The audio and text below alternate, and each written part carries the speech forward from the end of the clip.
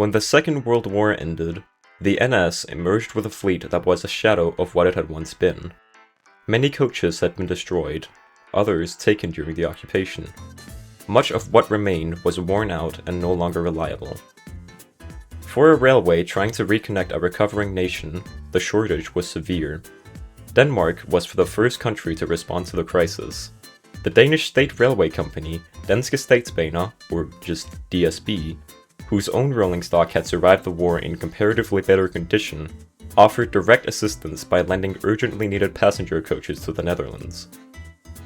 In November 1946, a shipment of 21 Class CP 4-axle coaches and 11 Class CU 2-axle coaches arrived in the Netherlands. They were quickly inspected, prepared, and placed into service without delay.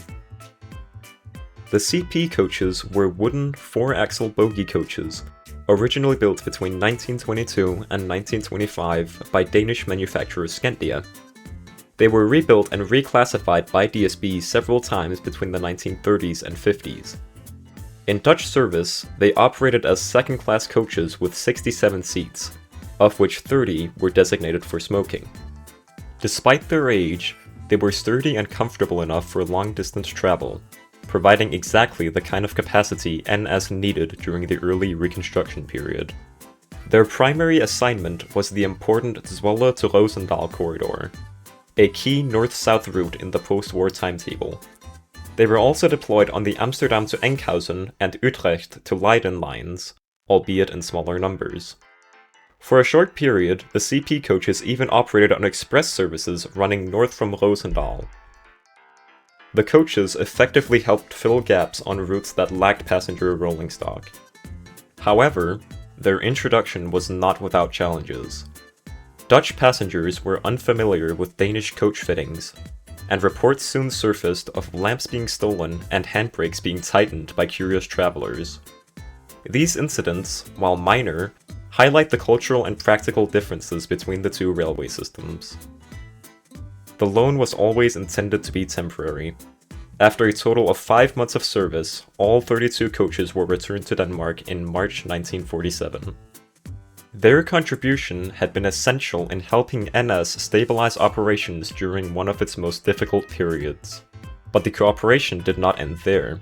The harsh winters between 1947 and 48, and 1948 and 49, once again strained the Dutch fleet, and Denmark responded a second time. 10 of both series of coaches would return to the Netherlands for seasonal reinforcement, helping NS maintain reliable service during 2 more demanding winters.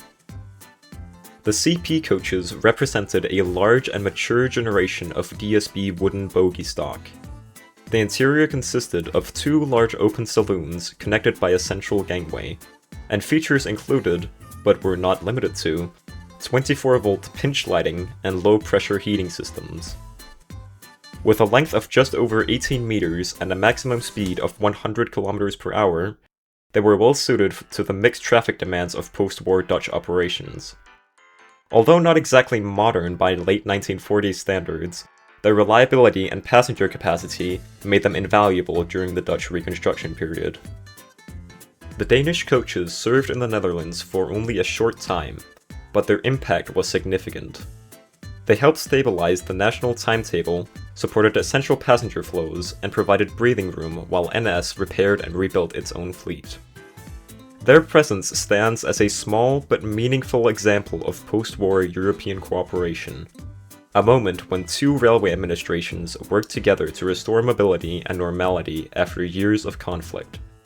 For thousands of Dutch passengers, these borrowed Danish coaches were simply the trains that carried them to work, to family, and toward a future, rebuilding from the ruins of war.